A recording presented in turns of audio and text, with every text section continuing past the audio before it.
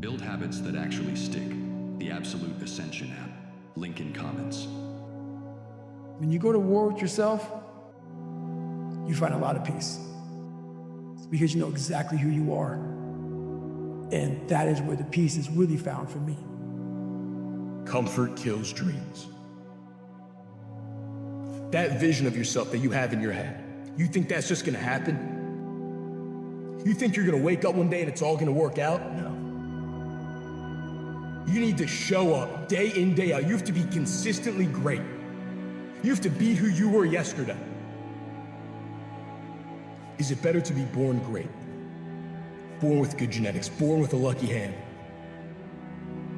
Or to overcome mediocrity through relentless effort? Before you go and scroll on to the next piece of bullshit that you're watching all comfortable in your bed, do you not understand that the more comfortable you get, the more uncomfortable life gets, the less action you take, the more consequences you have. The more you let those bills pile up, the less work you put in, the more food you eat, the fatter you get, all these things are gonna start piling up on you, bro. And bro, I know you weren't built to be average. You were built to have riches. You were built to have the body you want, the physique that you want, the dreams that you want. You were built to have these things, and yet you're content with being average. At the end of the day, the keys are in your hands, bro. It's on you to go make that shit count. You're losing out on the life you could be living just because you're too afraid to take a chance. Who cares if it works out, or if they reject you, or if you fail? What is meant for you will never miss you. What leaves was a lesson. What stays was destiny. But you'll miss 100% of the shots you don't take. Life only happens once. This only happens once. And this is your chance to channel more love into the planet, instead of moping around your whole life being miserable. Comfort is the silent killer. Every big decision in life comes down to it. The life you want versus the comfort you have. And the painful reality of it is that that discomfort never ends as long as you're continually challenging yourself. And so as long as you want to keep growing, you have to get comfortable in the fact that you will always feel like you're losing. You will always feel like you're not enough. And you will always feel like you have skills that you lack, because you do. And so most people pick comfort. But your dreams live on the other side of discomfort if you're willing to pay that price and go through it. Everything's a test. Everything's a test, and that is a good attitude to have. The alarm clock going off in the morning is a test. And the last rep of the workout, it's a test. The donut that's trying to get down your throat, that's a test. The emotions that you're having that trying to dictate your life, that's a test. You want it, and you're going to go all out to have it. It's not going to be easy. When you want to change, it's not easy. If it were in fact easy, everybody would do it. But if you're serious, you'll go all out. I don't care how good you are, I don't care how talented you are. I don't care how much you work on yourself. There's some times when things aren't going to go right. They just are not going to go right. There are times when anything that can happen will happen. Murphy's Law will be knocking at your door. Why? I don't know why. That's called life. And you have to deal with it. Sometimes your life will be in a slump, just like sports. Some of the best shooters can't hit baskets different times in games. They get in a slump. Do they sit on the sideline and say, I just didn't hit a basket today? No, they continue to execute. I suggest to you that if you are facing a challenge, don't stop. Stay busy, work your plan. Continue to do those things that you know that work for you after you have evaluated yourself in the situation. Continue to move, stay busy, stay busy, stay busy. The comfort is a test. Comfort's a test. The ease is a test. The warmth and the laziness and the inertia, it's all a test. And I think if you see it that way, and you think about it that way, each and everything that you do is a test, and the answer What it answers you, what it reveals is who you are. Who you are. Do you give up? Do you push through? Do you get frustrated or do you get better? It's a good way to frame things.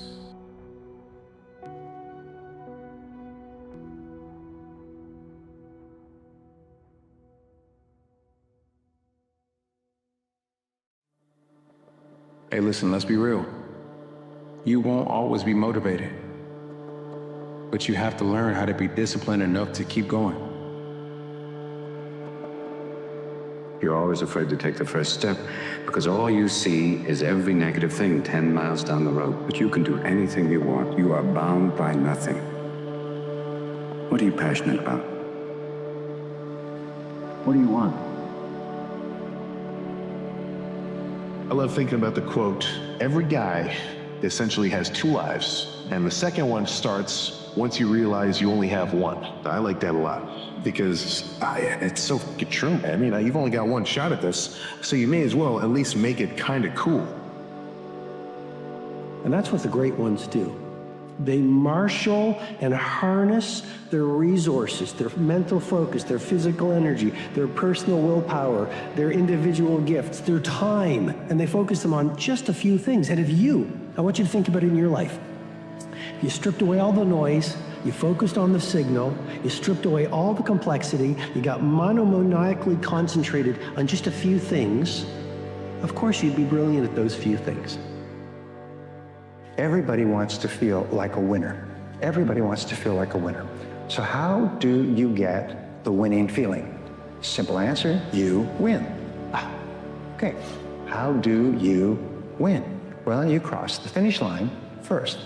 Now, fortunately in life, what successful people do, and I learned this after many years, it's so important, is they set up finish lines for themselves that they can cross.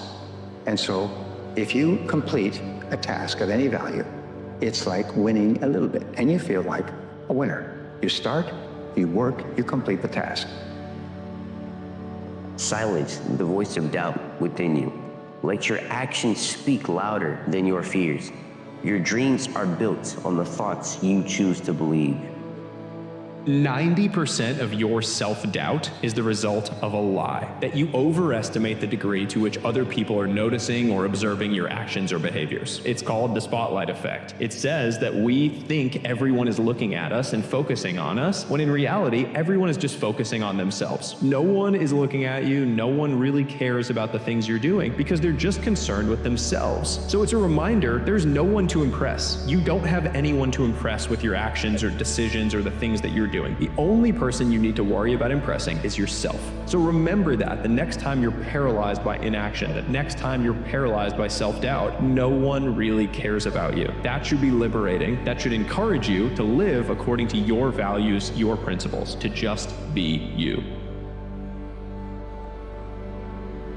The bloodline breaker is you. It's any person, you're qualified to be one, and so am I, and I don't care what anyone else says, that decides they want to break the generational curses and the crap and the shit they've had going on in their family, genes, and bloodline. It's gonna take you getting pissed off. It's gonna take you getting stirred up. Grab the rearview mirror, point it in your direction. Is that who you're supposed to be? If it's not, you can make a decision today to be the bloodline breaker in your family, and I promise you, you can literally curve history just by waking up at this moment. Life's not fair. There is plenty of uncontrollable luck that deeply impacts our lives. Where we are born, who we are born to, and the circumstances of our early childhood all have an outsized impact. Bad people win and good people lose, all the time. But within that dark context, there are bright spots. The opportunity playing field is leveling. The world may never be truly fair, but it will always belong to those who make the most of what they have before them. Be grateful for what you have and make the most of today. I want to make sure everybody knows that they're enough. No matter what they go through, what they've been through, that they are enough. The number one cause for anything is people not knowing that they're enough. They feel like they're not enough. Just because you have some bad chapters doesn't mean your story can't end well. And every story has bad chapters. It's about you finding the strength to turn the page. And so hold on to that in your struggle, in your journey, in your pain, and then turn your pain from your worst enemy to your best friend. Do that. Use pain on how to use you. Time and consistency is a powerful combination because the passing of time is already an absolute. And now it's up to you to do a little bit every day. Just understand that doing a little is not hard, but you gotta do it every day. That's the hard part. And whether you choose to do it or not, the time will pass anyway.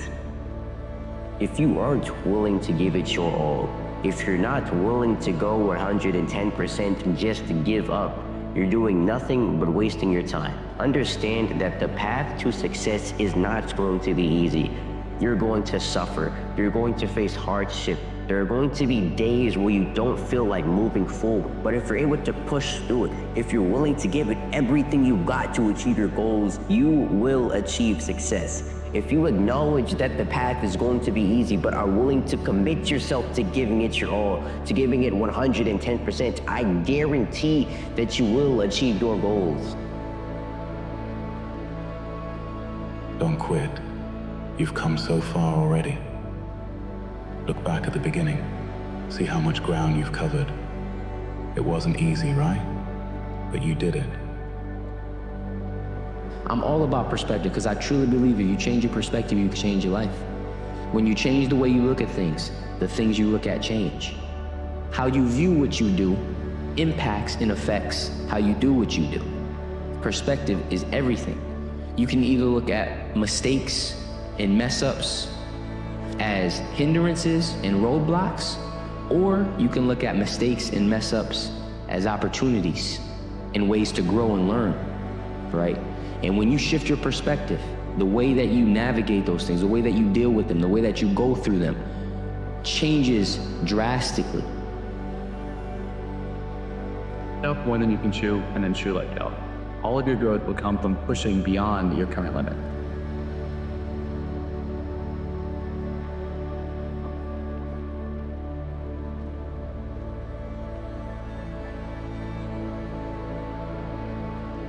And life is tough sometimes, but you are making it.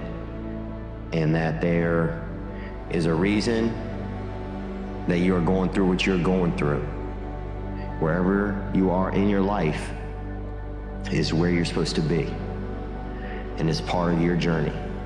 And I believe you know that this all ends really, really well. It can be tough right now. It all ends really, really well. We say we want to get better, we say we want to learn about this or that, we say we want to make a change, we say we've decided to get serious. But is this true? Stoics had an expression, acta non verba, deeds, not words. So it's ironic that most of us say we want to make these improvements, but we can't or won't do the bare minimum. In life, you either change intentionally or you change by a crisis happening in your life. Most of the time we change because of a girl broke up with us, somebody ripped us off, you got backstabbed, you lost everything.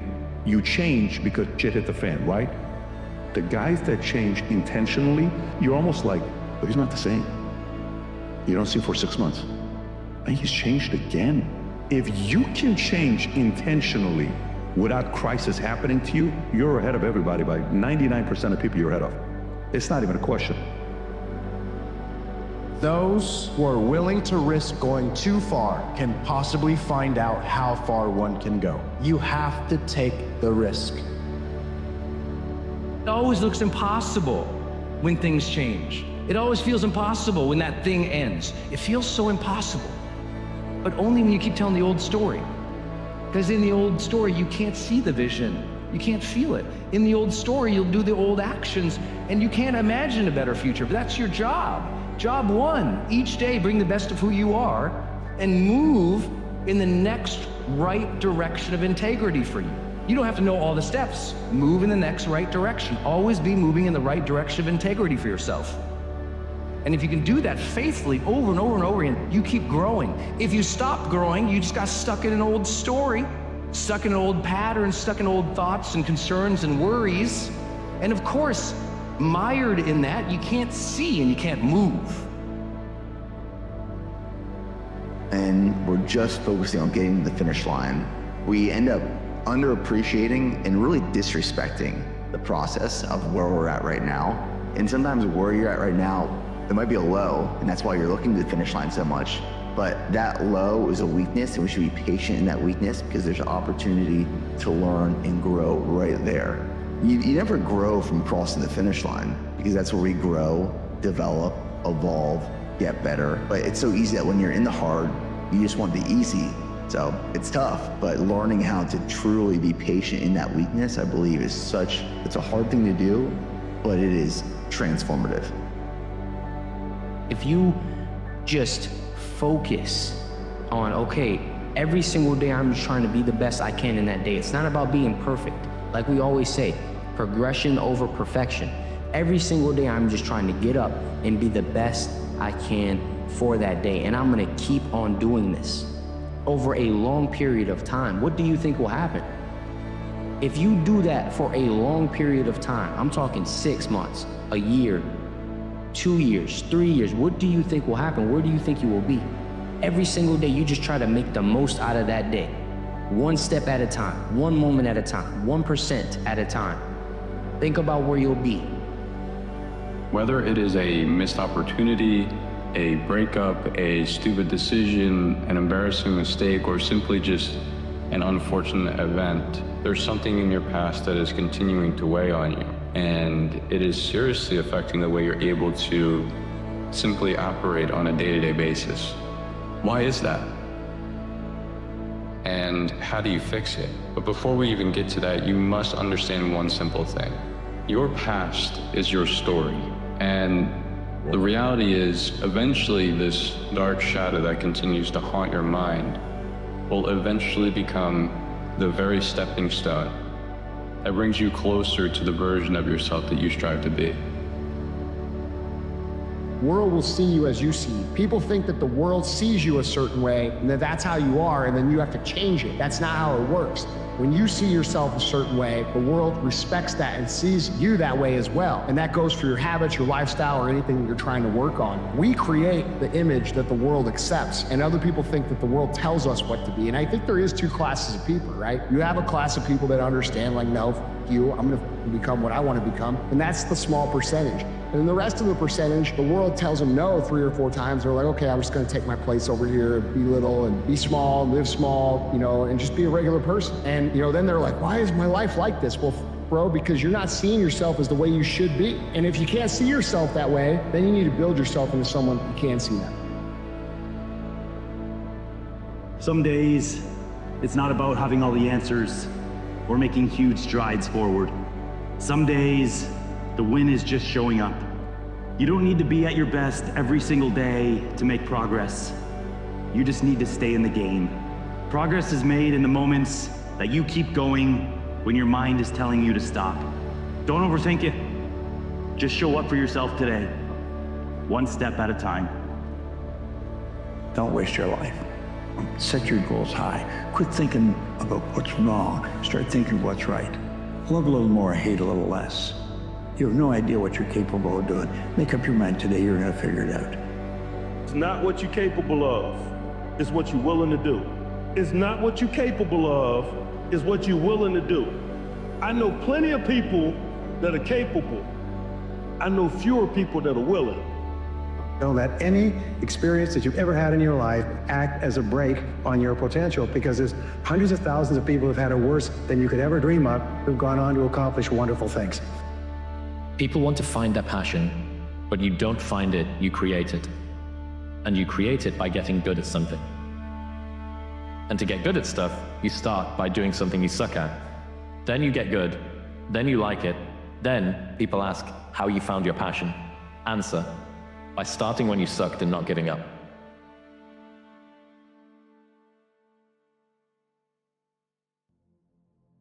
The ancient Greek philosopher Epicurus said that this too is one of the evils of foolishness. It is always beginning to live. This too is one of the evils of foolishness. It is always beginning to live. What he's calling us out here for is our perpetual attempt to finally make a change, to finally start to become the person that we know we need to be. And how do we go about this? We say next week, next month, next year, in this new year, I'm gonna start out being exactly the person that I know I need to be. Remember, only the disciplined ones are free in life. I repeat again. Only the disciplined ones are free in life. If you are indisciplined, you are a slave to your moods. You are a slave to your passions. Remember, there is a quote which says, the best time to plant a tree was 25 years ago. That was the best time to plant a tree. The second and the best time is today. Plant the tree of self-discipline. You train day in, day out. Day in, day out. You stood back up when others wouldn't. You stood back up when others said you couldn't. You kept at it until your idols became your rivals. And now, here you are. And it's just the beginning. Time to just keep living. Your excuses are valid, so congratulations on a free pass to not being a better version of yourself. The better version that only identifies an available excuse as a stronger reinforcement of your willingness to show up anyways. You know, people get so excited when their circumstances prevent them from keeping the promises they make, because all they want to do is give up responsibility of their outcomes. Well, guess what? If you're not willing to take ownership when it becomes harder to keep your promises, that's exactly how you know your life doesn't belong to you. The ability to learn is a gift even when pain is your teacher. Don't miss the lesson, right? Get the lesson when you fail. Doing the work is not pretty. Doing the work is not waking up at the perfect time and having your perfect morning routine and having your coffee and watching the sunrise while you do your cold plunge. Feeling the perfect balance of the universe while you're meditating. And then going about your day perfectly, being this perfect little specimen that gets all the stuff done and then lays their head down at their pillow at night to repeat the whole thing. Most of the time, the work is ugly. The work is dragging your ass out of bed when you don't want to get up, to have a list of things that oftentimes you don't want to do them, but you know they're going to make your life better, trying to make certain things happen, trying to start new ideas, and f***ing a lot of stuff up along the way. Making mistake after mistake, having to do things over again, start from scratch. It's missing a workout on Tuesday, but showing up again on Wednesday. It's scrolling on Instagram for 20 minutes, catching yourself doing it, and then getting back to work. It's technical difficulties, it's writer's block, it's frustration, it's hitting walls, it's messing things up. The work is so many other things before it's perfect. Nobody notices the sacrifices you make in silence. They don't see the battles you fight when nobody's watching. But one day they'll look up, and what they see won't be the same person they overlooked. Because growth happens in the shadows where applause doesn't reach. And when the light finally finds you, they'll wonder how you did it. But you'll know it's because you refused to quit. So keep showing up. Because while they waited for the perfect moment, you went out and made it happen. The challenger is here. The challenge is now. And it's only this present moment that you need to deal with. There is no past. There is no future. It's this one little slice of time. That is all that is ever asked of you to deal with. It's only that slice of temptation, only that slice of challenge, only that slice of difficulty that you need to deal with. Nothing else. Nothing else even exists. Let go of the past, let go of the future. The slice that is in front of you now is all that you have to deal with. And simply make the very best move you can in this present moment.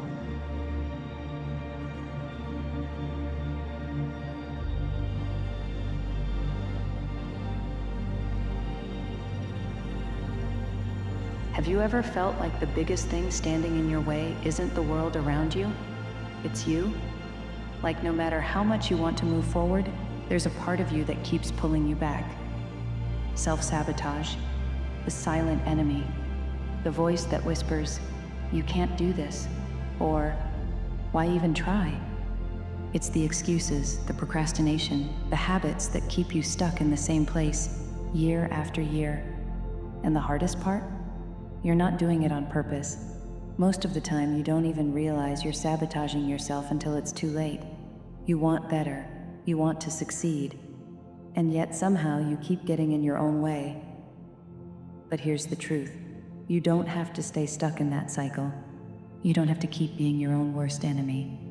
You can learn to be your own greatest ally. And when you do, that's when everything changes. The first step to breaking the cycle of self-sabotage is awareness. You can't fix what you don't see. So, take a step back and ask yourself, where am I holding myself back?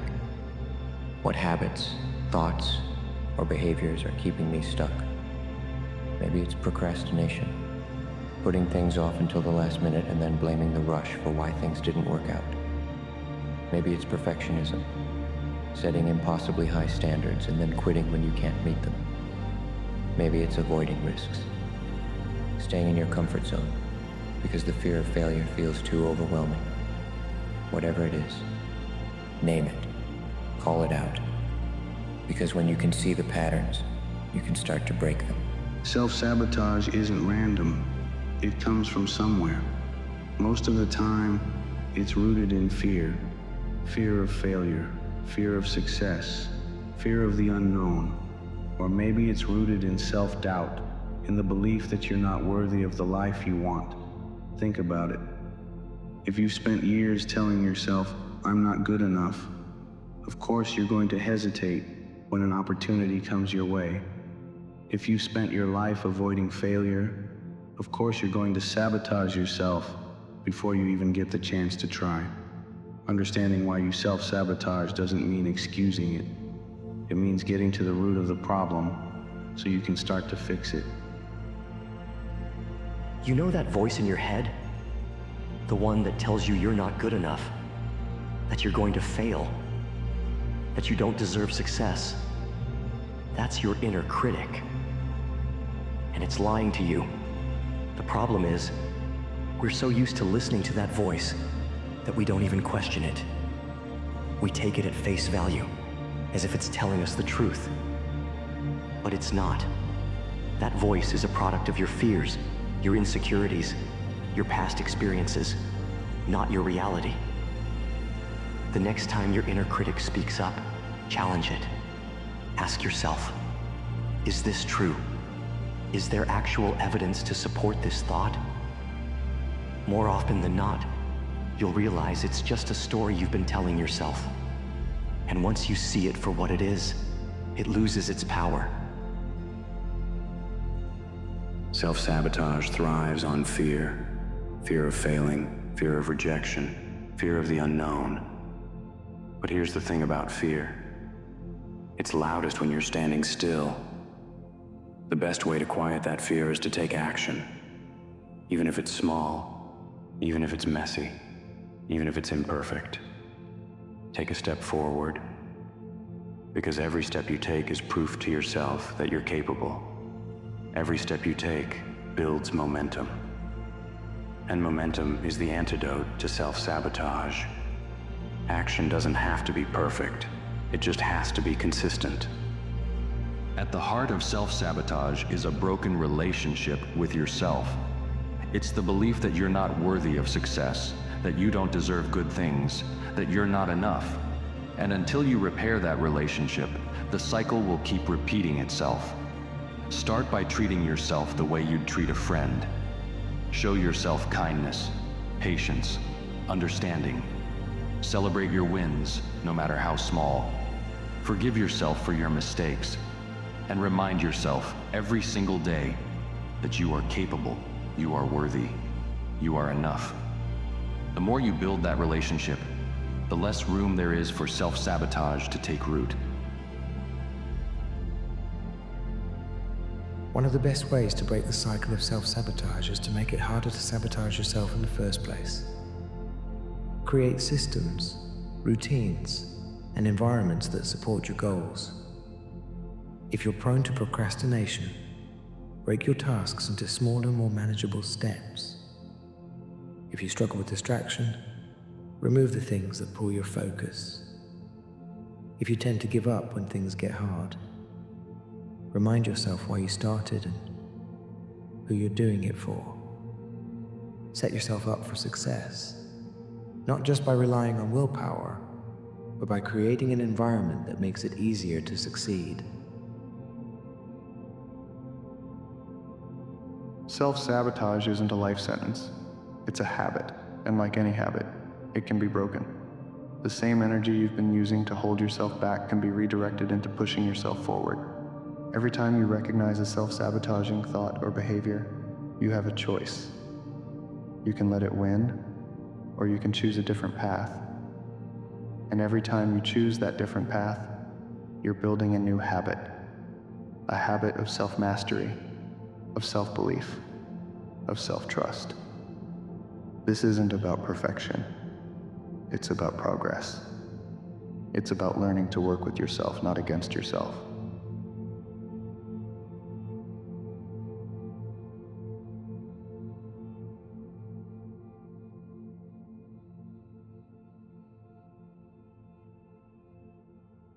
Getting older is automatic, getting better is not. If you're going to get better, you have to become intentional. We literally go through life thinking that somehow the experiences of life itself will cause us to grow in our personal life. If you and I are going to get better, it's because we are intentional in our life. You see, intentional living, what it does is it takes good intentions and turns them into good actions. If you and I are going to grow, we have to grow on purpose. We have to constantly ask ourselves the uncomfortable questions. I mean, is the world better for me having been in it? And if the last few years have taught me anything, is that rather than change the world to better suit our needs, how can we change ourselves to better suit the world that we all live in? Thoughtfully examine the roles we play and how to be, well, how to best be of use and to be of service. Vision can become blurry, and so you have to watch what you think you saw. There are times things happen in your life when it feels like you failed. You didn't fail, you got a lesson. But the lesson won't be understood until later in life, and you look back and say, I needed that thing happen to me so that I could become who I am today. It may not feel like it, but you can't understand what isn't brought into focus because your imagination is limited to what's in front of you. You have to get a purview, something bigger than what's in front of you, and see life as segments, that the opening scene, the credits might be playing, but what's inside of me is a movie, a masterpiece, something that I must remember that I'm not a role player, but I am that star. And the more that I rise, the more I orbit and set an atmosphere around me of people with the same mindset. Stop believing just what you see and start writing the scenes yourself. It don't happen overnight, and there's gonna be moments when it's really, really frustrating, and there's gonna be moments when it's really, really inspiring and empowering. And if you get too high off the highs and too low off the lows, you know, you're gonna take yourself on a ride that's very, very uncomfortable. I think it's just about being committed to the work and appreciating it, you know, when it's good, and not stressing too bad when it's bad, just appreciating the work and staying focused on showing up every day. Let me ask you a question. If you're able to stand in someone else's shoes and look back at yourself, are you someone you would admire? If the answer is yes, then congratulations. But if the answer is no, Why not? You already know what you admire in other people, so become someone you would admire. If you admire people who wake up early, wake up early. If you admire people who build businesses, build a business. If you admire people who don't drink, don't drink. You already know exactly what you need to do. You already know all the actions you would need to take today, this week, and this month if you wanted to improve your life. Because they're the actions you admire when you see other people doing them. Admiration is just a signal for what we know we should be doing. So be someone who does the sort of things you admire in other people, and slowly you'll start to earn your own admiration. A setback is a hidden opportunity for learning or redirection. The story isn't over. This chapter is simply setting up the next one. That's a beautiful thing. The story is not over. We just have to set up for the next chapter.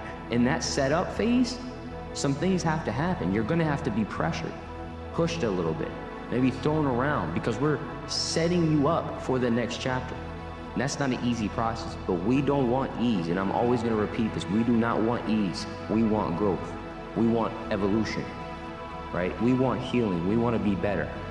So understand what comes with that. Challenge, adversity, discomfort, setbacks, maybe sometimes heartbreak, failure, but we embrace it all with the right perspective, with the right attitude, and with a grain of salt. Because we understand that everything that is happening to us is also happening for us. Come on. Everything that is happening to us is also happening for us. The biggest regret of the dying is never becoming your ideal self. I do believe that we're thrust in a world that we don't fit in. And I believe the journey is that a lot of people sell you a bill of goods along the way. That if you get some awards, you mean something. You go to a certain school, you got it. You got the right zip code, and you swim through all that filthy swill until you come to the really, really stark conclusion that I want to leave this earth becoming who I know deep within I am supposed to be. That it transcends status. The greatest challenge of tomorrow's success is today's success. And the only way that I can keep reaching my potential is to give up today something so I can have something greater tomorrow. Your life is a series of trade-offs. Everything that you need in life and everything that you want in life, but you don't have it, the reason we don't have it is because it's outside of our comfort zone. So what do we have to do? We have to get out of our comfort zone. Trade-offs are all about getting out of your comfort zone. And the higher you go, the higher the price.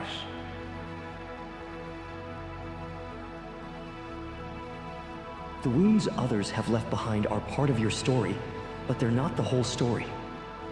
You get to decide how this chapter ends. Do you let the pain define you, or do you let it refine you? Do you let the heartbreak harden you, or do you let it teach you? Do you let the wound fester, or do you let it heal? You have the pen in your hand. You have the power to write a new chapter, one where the pain doesn't hold you back, but pushes you forward. One where the heartbreak doesn't close you off, but opens you up to something greater. The strength in healing isn't easy. It's messy. It's uncomfortable. It's a process that takes time and effort and patience. But it's also worth it. Because on the other side of healing is freedom. Freedom from the pain, from the bitterness, from the wounds that once held you back. You are not your pain. You are not your heartbreak. You are the person who faced it, who survived it, who is still standing in spite of it. And that is strength. So take the time to heal, to grow, to rebuild. And when you're ready, step into the next chapter of your life with the quiet, unshakable confidence of someone who knows they've turned their pain into power. Because you have, and you will. When someone hurts you deeply, profoundly, it leaves a mark. Maybe it was betrayal. Maybe it was rejection. Maybe it was the slow unraveling of trust, one thread at a time, until nothing was left. Heartbreak, in all its forms, isn't just emotional. It feels physical. Like a wound you can't see but carry everywhere you go. And the hardest part? The world keeps moving. People tell you to move on, let it go, forgive and forget, as if healing is as simple as flipping a switch. But it's not that easy, is it? Because wounds don't heal overnight, and some scars linger. But here's the truth. You can heal. The wounds others have left behind don't have to define you. They don't have to be the story you carry for the rest of your life. Yes, they hurt. Yes, they've changed you. But they don't have to break you. Healing doesn't mean forgetting what happened. It means finding the strength to move forward, not in spite of the pain, but because of it. It means turning the heartbreak into wisdom, the hurt into resilience, and the scars into proof of what you've survived. The first step to healing is to stop pretending you're okay when you're not. There's no strength in denying your pain, no bravery in hiding your wounds. You can't heal what you refuse to feel. So, let yourself feel it. The anger, the sadness, the disappointment, the loss, let it all rise to the surface. Cry if you need to. Scream if you have to. Write it out. Talk it out. Let it out. Because holding it in will only bury the wound deeper, making it harder to reach when it's time to heal. Acknowledging your pain isn't weakness, it's courage. It's saying, this hurt me, but it won't destroy me. When someone hurts you, it's easy to internalize their actions, to think, maybe I wasn't enough. Maybe I deserved this. Maybe it's my fault. But let me be clear.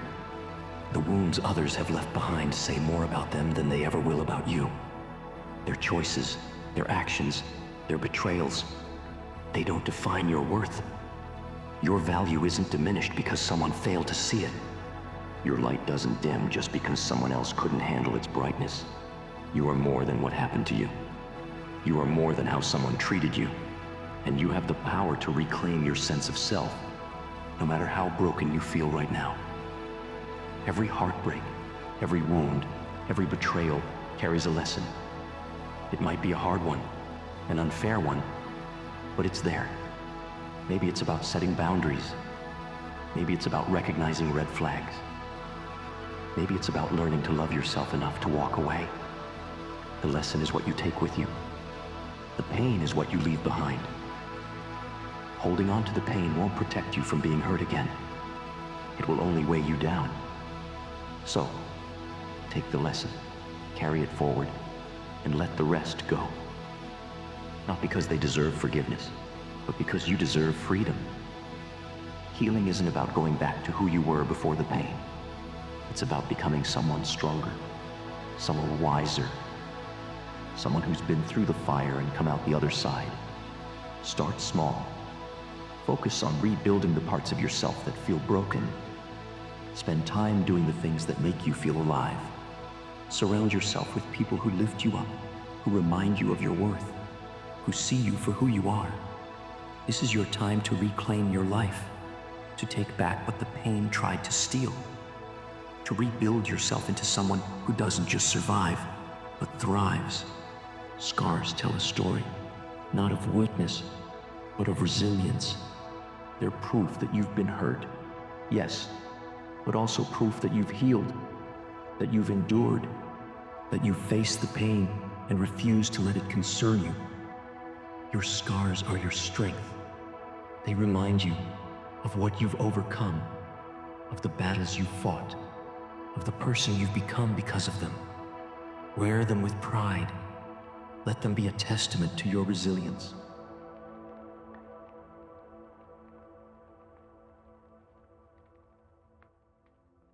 There is a version of you right now that exists that has it all. Everything you could possibly think of, the version of just living it right now. And the fastest way to experience that is to connect to that highest version of you. So here's how you do it. It's before going to bed, imagine this white light coming down from the sky, filling your entire body up with this white light. And when you're ready, I want you to follow this light up as far as you can go. And your intention is, I want to connect to the version of myself that has the life that I want.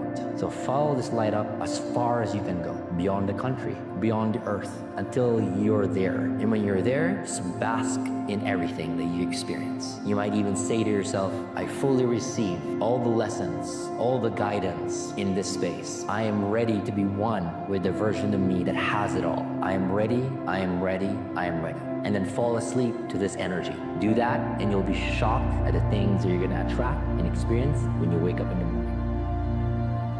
It's the lonely moments that expose how you treat yourself, because if you find that nobody's around and the fear of being with your own mind starts to creep in, you haven't built enough evidence that you can trust yourself. You shouldn't be afraid of you. You are the only thing in this world you actually control. And I promise to be in good company with yourself is very possible even in the painful moments. You know, your heroes are heroic because they never default on who you'd expect them to be. So keep all of your promises to yourself and watch you become your biggest hero. Nothing happens till you take action. Nobody ever thought their way to success. Nobody ever hoped their way to success. Nobody ever wrote goals on a planner to success. They acted. The moment that you and I act, the moment that you and I move, the moment that you and I take action, action is what attracts. It's the action, it's the movement that people say, oh my, look at them. Look what they're doing, look where they're going. And the moment that I began to take action, I began to attract people. I began to attract resources. I began to attract opportunities. All this stuff, it doesn't come to you. Quit waiting for it. It isn't coming. You go to it and you make it happen. Nothing more motivating than the knowledge I'm going to die. Think of the prisoner in the cell and they're putting an X through every one because every X is one day closer to getting out. Well, let's do that for your life. Every X you spend doing nothing, that's a day you could have done something and you're gonna die one day. It's there on the calendar, okay? This would so motivate me, as it does, to be as productive as I can, as helpful as I can. Try to make a better world for your privilege of having lived in it. So if knowing you're gonna die brings meaning to your life, then living forever is a life of no meaning at all. If you decide that you want to achieve a goal, you start moving toward it. And what is the first thing you're going to experience? Obstacles, difficulties, failure, setbacks, disappointments. They come over and over again. You may fail 9 times for every 10th time that you make a step forward. Well, if you have high levels of ambition, like an engine, a car with a powerful engine, you'll go over the bumps. You'll keep driving forward. If you have low levels of ambition, what will you do? You'll quit at the first failure or disappointment. We spend a lot of time in our life chasing success. Well, what really is success? What does it mean? What does it mean to be successful? Have you ever sat down and figured out, if I accomplish what I'm going after, that goal or that dream or whatever that is, does getting that make me successful? What about the people that I have with me along the way, or the people I need to help me along the way, or the people I help along the way? What about that? Does that play into my success? Do you think about the people that surround you and that you surround, and the difference that it makes in your life and theirs as you go on this chase of achievement? Success is cool. Success is something we should go after. But significance is better. I want you to be successful, but I want you to understand that if that success has no significance to anyone but you, then it's not going to have that kind of feeling that you think you're going to get from that success.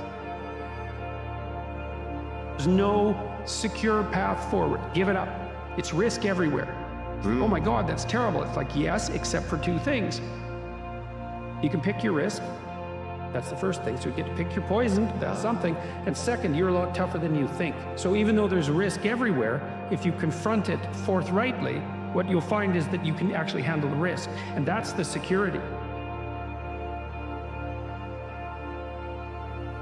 You heard that the eyes are the window to the soul, but you haven't heard that they're also the bridge to your goals, and that the reason you aren't able to achieve them is that you're looking at the wrong things, constantly scrolling. To guard your eyes, the way to do so is very simple. Stop looking for pleasure and start looking for growth. Realize that the second you start protecting your eyesight is the second you start making significant progress towards your goals. Treat yourself with utmost respect, or what? Settle for nothing but the best life you could possibly imagine, or what? I mean, is there seriously another option in your mind? Would you actually be willing to give up the potential of your life to an uncertainty of your ability to get it? I'll be honest, you're not better than anybody. But guess what? Nobody is better than you. The people with your dream life are not better than you. Your family is not better than you. I am not better than you. So if anybody can have what you are looking for, it's you. Time doesn't lie. It reveals the truth about how much you've given, how much you've endured, and how much you're willing to fight for what you say you want. Time isn't your enemy. It's your greatest ally, but it only works for you if you show up.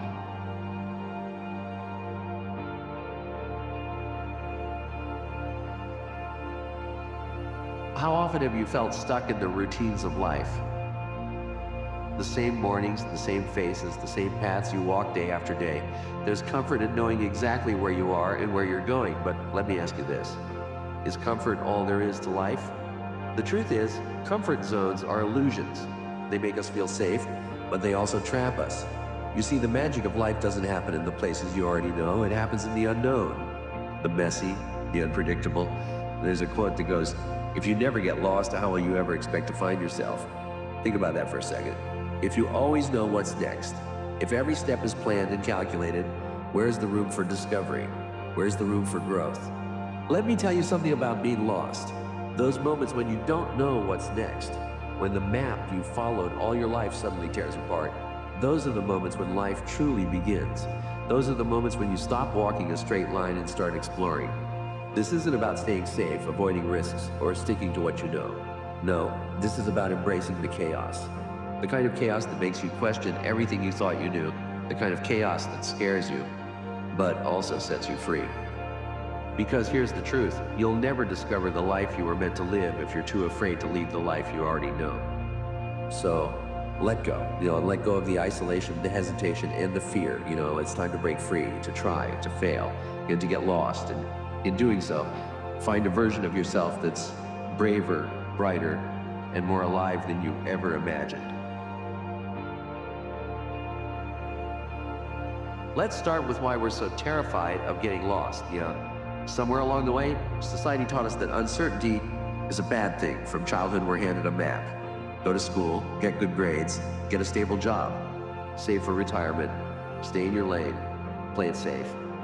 But let me ask you, who wrote that map? Did you? Or was it written by someone else? Society, your parents, or your fears? Think about the life you're living right now. Are you walking your own path? Or are you following someone else's? Are you chasing dreams that are truly yours? Or are you stuck living out expectations that were placed on you?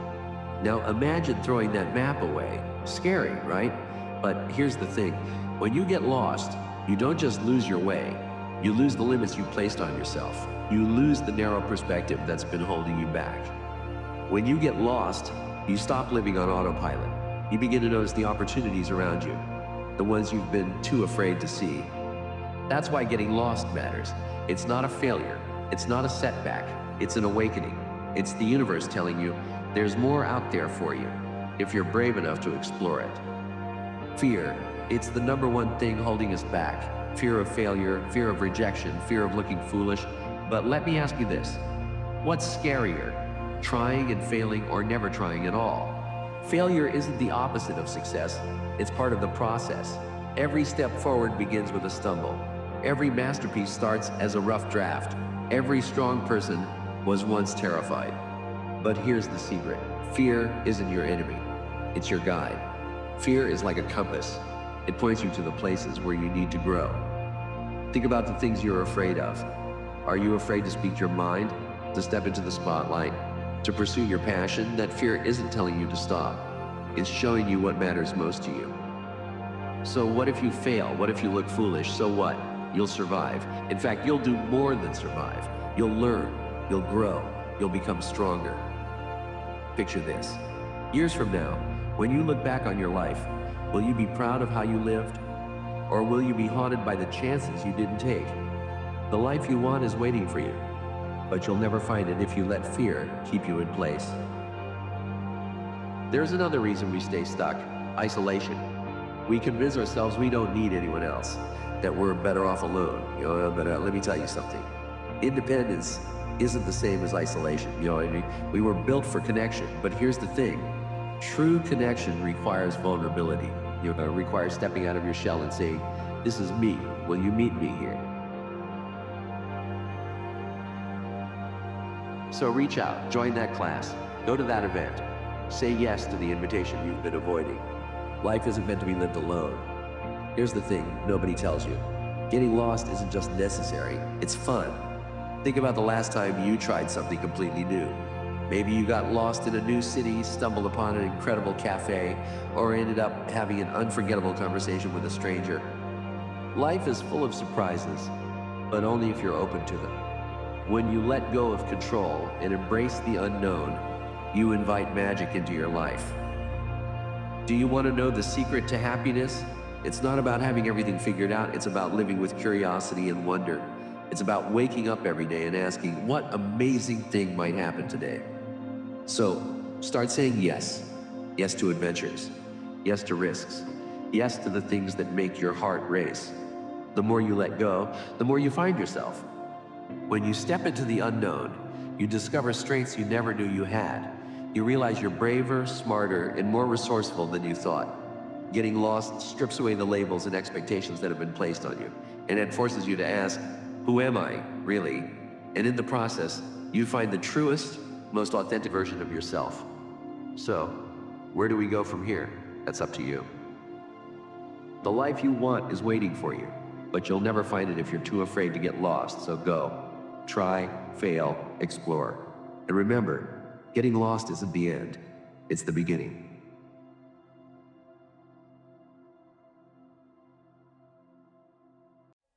The ways of a person, the thoughts, the deeds, the actions, is all based around his heart. For what is a man? A man is his heart. A lying, cheating heart means a lying, cheating man. A loving, merciful heart means a loving, merciful man. A living heart means a living man. A dead heart means a dead man. Regardless to man's title, regardless to man's wealth, rank, or position, if the heart is not great, then he cannot be great. But if the heart is great, that man remains great under all circumstances. There is nothing that causes you to be more motivated than a feeling that you're growing every day toward becoming more and more of what you're capable of becoming. Study after study shows that if you're not growing, you're stagnating. It's that people who are negative and depressed and have low self-esteem are people who have sort of plateaued out in life. The deeper I go, the less choice I have, the freer I feel. The more an ego I was, the more choice I thought I had, the more limited I was. What I have found through my experience is when we surrender, things may not go according to plan, but it will often be beyond your plan. And when you surrender, what I have found is you will always end up, always. This is a promise. You talk about a promise. You will always end up in the right place, at the right time, with the right people, doing the right thing, even though the path that you take may not be the one that you most expect. I guarantee you, if you learn this, every single good thing you are looking for will come chasing you. The law of mental transformation. If you are looking for money, stop looking. If you are chasing success, stop chasing. If every other day you have a new idea on how to generate success, you are on the fool's journey. As you evolve and grow, you align yourself with the qualities that naturally draw success towards you. Transformation is magnetic. Refine your character, expand your skills, enhance your mind, reject fear. The more you become a magnet for the opportunities and achievements you seek, the more success will find you. It's about evolving from within. Allow your growth to create the conditions for success to come to you.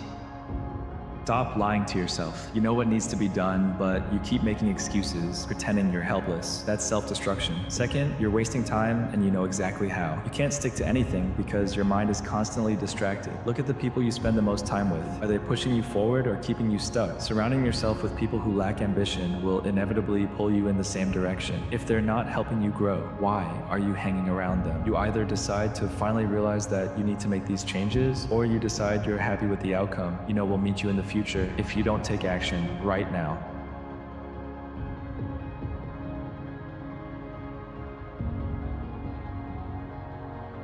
Don't stress in the face of adversity. Make adversity something you desire for an opportunity to grow. Here's to the crazy ones, the misfits, the rebels, the troublemakers, the round pegs in the square holes. The ones who see things differently. They're not fond of rules, and they have no respect for the status quo. You can quote them, disagree with them, glorify or vilify them. About the only thing you can't do is ignore them, because they change things. They push the human race forward. While some may see them as the crazy ones, we see genius. Because the people who are crazy enough to think they can change the world are the ones who do. Nassim Taleb said they are born, then put in a box. They go home to live in a box. They study by ticking boxes. They go to what is called work in a box, where they sit in their cubicle box. They drive to the grocery store in a box to buy food in a box. They talk about thinking outside the box.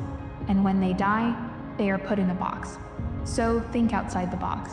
Break the norms. Trailblaze. Ask questions. Remember when someone calls you crazy, they are still stuck inside the box. That's what defines the greatest performers from the people who haven't quite made it yet. It's really their ability to say, oh, if I should train now, I will. Oh, if I should eat like this, I will. Oh, if I should do this, okay, then I will. It's collapsing that, knowing what you should do, and actually doing it, and making that one. And that's ultimately a choice. Let me tell you a secret though. The most successful people in the world are also the world's biggest failures. Like if you look at Walt Disney, he was fired from his dream job as an animator because he lacked creativity. When you look at Michael Jordan, he was cut from his high school basketball team because he wasn't good enough, and he became the greatest basketball player ever. J.K. Rowling, who wrote Harry Potter, she was rejected by 12 publishers, and that book went on to sell 500 million copies. And the creator of Honda said that success is 99% failure. So when you think of failure, just remember it's not the opposite of success. It is actually a pivotal part of success. You're a fool when you start something new. And so if you're not willing to be a fool, then you'll never start anything new. And if you never start anything new, then you won't develop. And so the willingness to be a fool is the precursor to transformation. And that's the same as humility. And so if you're going to write your destiny, you can do a bad first job. You're going to get smarter as you move forward. That's the thing, is that, so something beckons to you. That's what happens here. Maybe the star that Geppetto wished on was the wrong damn star, but at least it was a star. And so you say in your life, well, something grips you and fills you with interest. And you think, well, should I do that? And the answer is, if not that, then something.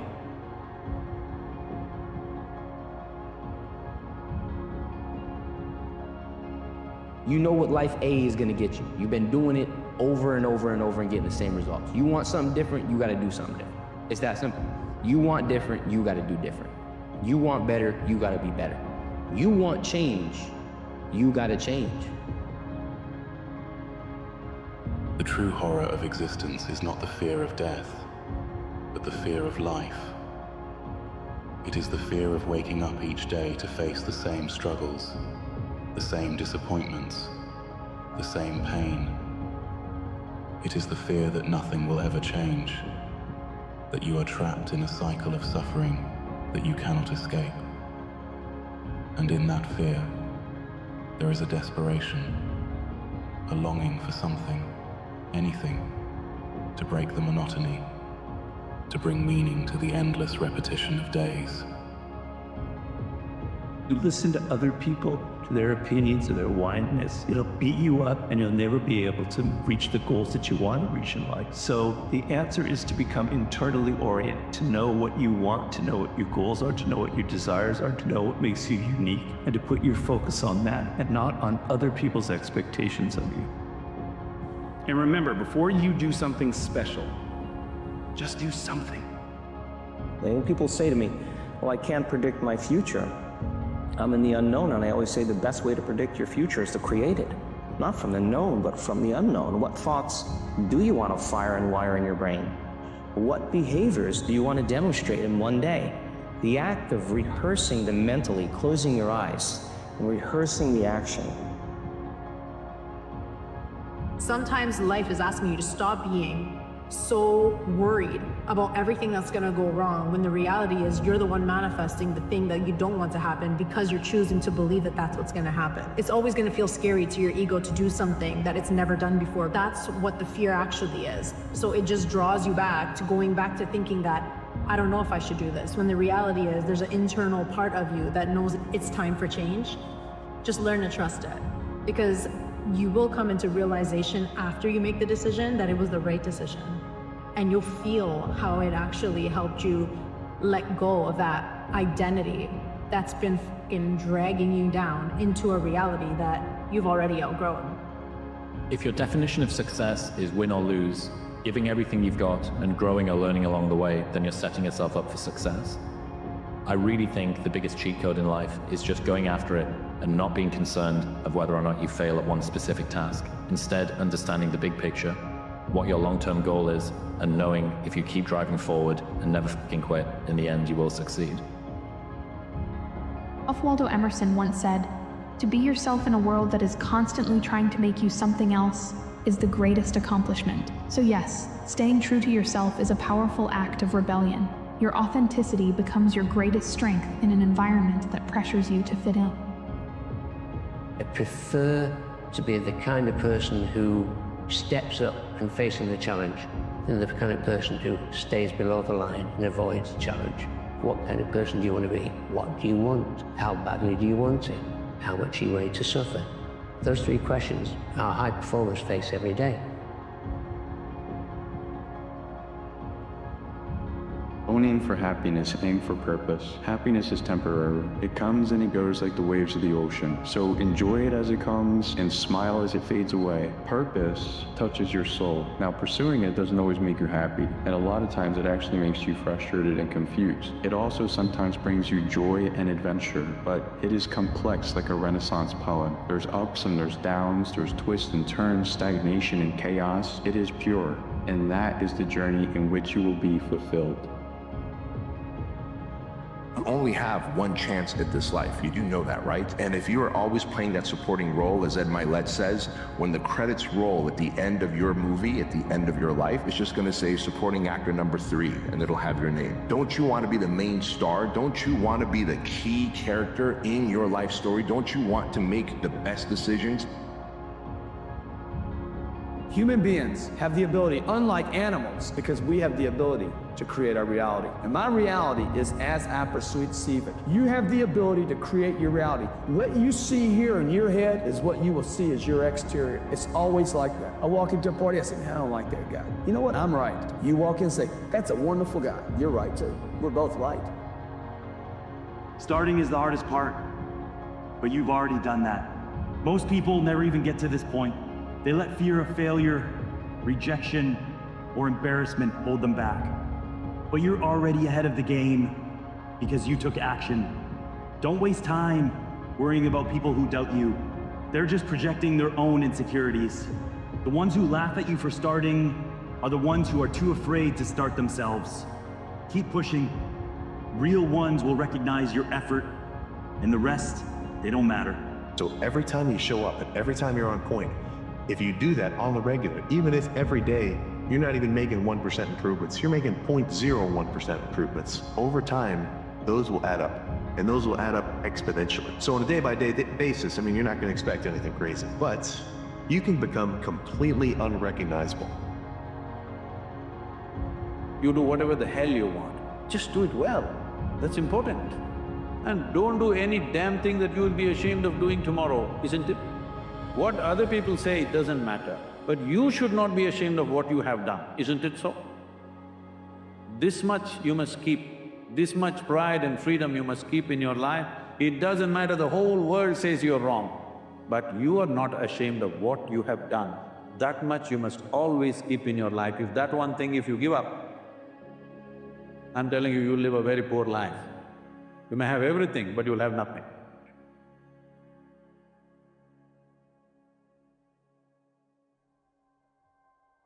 There's been many people that have just put their foot down and said, enough. I'm gonna change my life. And they don't take any excuses and they feel way better.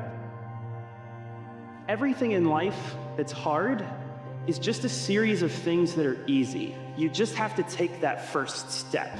Taking that responsibility for yourself and committing to yourself to say, I'm gonna take action and I'm gonna make it happen. There is no easy road to what you want. It's a long road.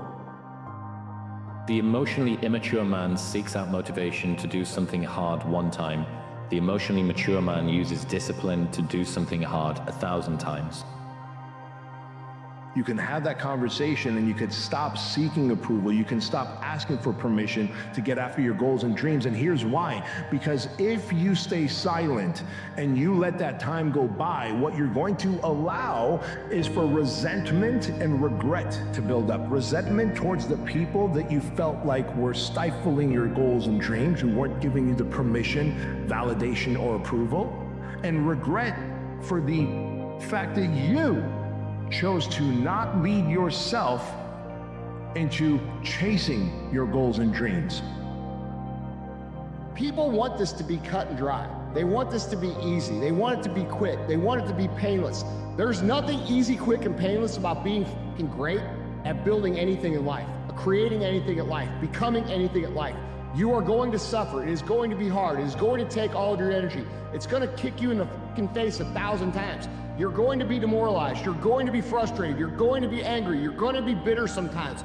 This is why it's so important to build yourself into someone who can execute regardless of what your mood is, regardless of what your circumstances is, because if you can execute when things are f***ed up and everybody else bails and everybody else quits, what kind of advantage does that give you over the long haul? It gives you a tremendous advantage. And if you can become the kind of person that cannot be stopped by outside circumstances or going through a tough time or being in a bad mood or being unmotivated, how can anyone f***ing beat that? You're going to lose sleep. You'll doubt whether it'll work. You'll stress to make ends meet. You won't finish your to-do list. You'll wonder whether you made the right call and have no way to know for years. This is what hard feels like, and that's okay. Everything worth doing is hard, and the more worth doing it is, the harder it is. The greater the payoff, the greater the hardship. Someone will save you, but it's you. Future you, the better you. The person that you've been waiting to become. Most people, for most ideas, either don't do anything with it or will slowly make a little bit of progress over time. Taking that responsibility for yourself and committing to yourself to say, I'm gonna take action and I'm gonna make it happen. But we need to commit to taking action right away on things. It is impossible for you to accomplish anything worthwhile in life without the ability to concentrate single-mindedly on one thing at a time and stay with it until it's complete. In fact, time and motion studies have shown that if you start a task and you put it down and you come back to it and pick it up and start it and put it down and come back to it and pick it up, that it will take you as much as 500% of the necessary time to do a task than if you picked it up and carried it through. No one has any idea if it's going to work. That is a painful cost of trying to do things with no promise that they're going to succeed. If you knew that it was going to work, there would be no risk in doing it. You haven't been given this bespoke, idiosyncratic challenge that only you have to face. This is what every person who gets from a place that they are to a place that they want to be has to go through, because you need to try things with no promise that they're going to work. What are you doing when you're stuck? Man, you're dwelling. When you're stuck and not moving, you're thinking about all the reasons why. When something you're working on is not progressing and it feels like it's at a standstill and you are just stuck, man, it is so hard not to just like sit in a place of dwelling and being so angry at all the decisions that you made to get you here. It is always like the worst feeling, because it basically compounds the negativity and in turn creates the negative energy that just makes the entire thing worse and something else bad happens. It is just the epitome of when you are not in a state of putting energy into your situation or creating a new outcome, a new lane, a new direction, of when you get stuck in your mind, the deepest and the darkest. You have to work every single day. I think that's where your confidence comes from. Because when nobody's looking, that's the time that really counts. That's the time that really matters. The working out at 5, 6 a.m. and then all the practices and all the extra conditioning, that work that you do every single day is key. Because that's what you're gonna be able to fall back on. And that's what you're gonna be able to rely on when push comes to shove. I had big dreams. A lot of us have big dreams, big goals. And when you have goals that are maybe outside your reach, you have to know that getting to that goal, you're gonna have a lot of bad days. When I fail, I can't spend much time in that fail zone. I have to be able to get up and get after the next day just as fast. I think the easiest thing in life is to give up on whatever you're focused on or whatever you're hopeful for. The hardest thing is to continue to keep going, but we have to. We have to continue to hold on. And I would imagine for so many people out there, that is probably the most difficult thing. If you give up on your dreams, what do you have left? Nothing. Everything that you want that you don't have is outside of your comfort zone. And what I have learned in my potential path journey is that there are trade-offs all along the way. At every critical juncture in a person's life, if they want to go to the next level, they don't go to the next level by just stepping up. They go to the next level by realizing they've got to give something up to go there.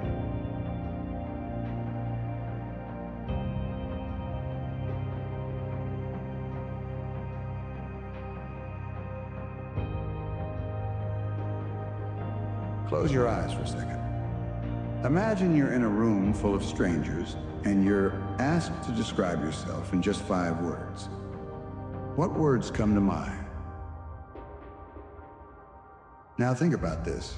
Do any of these words make someone stop, look at you and think, wow, I'd like to be like that?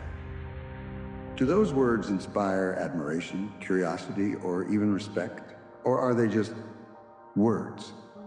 Words that might sound cool for a moment, but don't carry any real weight. Here's the harsh reality. If those words don't inspire others or even yourself, then what's their purpose? Are they moving you forward?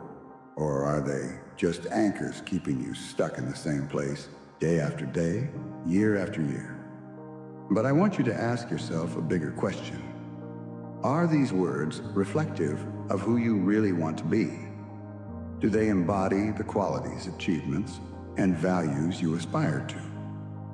The good news is that you don't have to stay stuck. You can choose to redefine yourself, to pick words that inspire action and reflect the person you want to become. It won't be easy, but nothing worthwhile ever is. The second step is realizing that you can change your narrative at any moment. Maybe right now, your 5 words don't reflect who you want to be. That's okay. The beauty of life is that you're not stuck. You can start today. Here's an exercise to help you. Write down 5 words that describe you right now. Be brutally honest. Are there words like procrastinator, gamer, or average? If so, that's fine, but now it's time to replace them with something better. Next, choose 5 new words. Words that reflect the person you want to become. Maybe it's athlete, creator, or leader. These words should challenge you. They should push you to grow. And here's the secret. You don't have to be perfect to use these words. You just have to take the first step. If you want to be an athlete, start running. If you want to be a leader, start taking a responsibility in your community. If you want to be a creator, start creating. The third step is surrounding yourself with the right people. The people in your life have a massive impact on your identity. If you spend all your time with people who settle for mediocrity, you'll start settling too. But if you surround yourself with people who push themselves, who take risks, and who aim for greatness, you'll naturally start doing the same. Finally, understand that this process is ongoing. Redefining yourself isn't something you do once and forget about. It's a lifelong journey. There will be setbacks. There will be moments where you slip into old habits. But what matters is that you keep moving forward. The words you choose to define yourself aren't just words. They're a reflection of your values, your priorities, and your potential. So choose wisely. Now that we've explored the importance of redefining yourself, let's get practical. Here are 5 actionable steps to help you transform your identity and your life. 1. Take an honest inventory. Start by writing down the 5 words you currently use to describe yourself. Be as honest and specific as possible. For example, instead of just saying unmotivated, you might write always postponing gym sessions. This step is about identifying where you are right now. Next, ask yourself, are these words reflective of who you want to be? If the answer is no, then you have the power to change them. 2. Choose 5 new words. Now it's time to pick 5 new words that represent the person you want to become.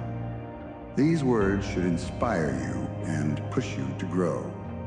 Write these words down and keep them somewhere visible. Every time you look at them, they should remind you of the path you're on. 3. Align your actions with your words. Words are powerful, but they mean nothing without action. If you want to call yourself an athlete, you need to start training. If you want to be a writer, you need to write every single day. Your actions should bring your words to life. Start small. Don't overwhelm yourself by trying to change everything overnight. Focus on one action at a time and build momentum from there. 4. Find role models and mentors. The fastest way to level up your life is by learning from people who are already where you want to be. Find role models who embody the traits you admire. Study their habits, their mindset, and their journey. Better yet, seek out mentors who can guide you. These are people who can hold you accountable and help you navigate the challenges ahead. 5. Track your progress. Transformation doesn't happen overnight. It's a slow, consistent process. Reflect on your actions every week. Are they aligned with your new words? Are you moving closer to the person you want to become? If you find yourself slipping, don't beat yourself up. Use it as an opportunity to learn and refocus. Your life is a reflection of the words you choose. If those words don't inspire you, challenge you, or push you to grow, then what are they doing for you? You don't have to do this alone. This channel is here to guide you every step of the way. Leave a comment with your 5 new words, and let's hold each other accountable. Together we can transform not just our words, but our lives. So take action today. Choose words that inspire and show the world what you're truly capable of.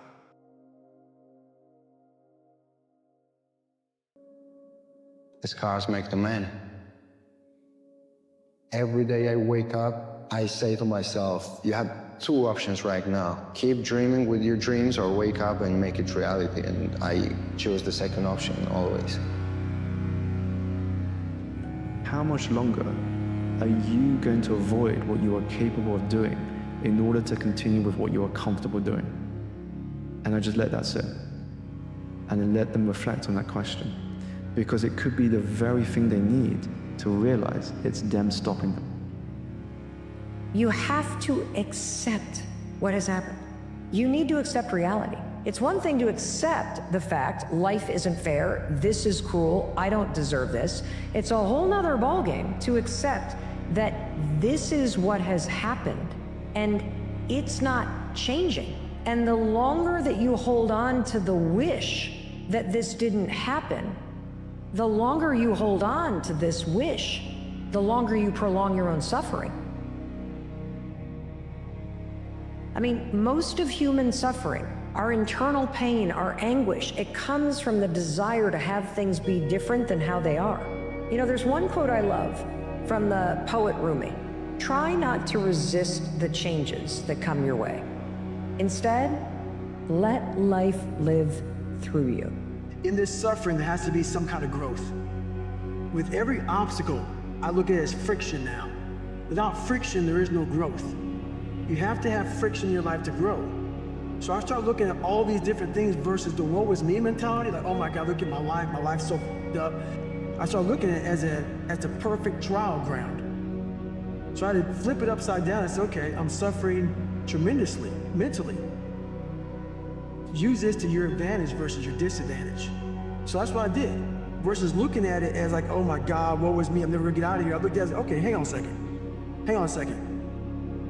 If I can overcome this, if I can find some power in this, some way to get through this, that right there will be the fuel for the rest of my life.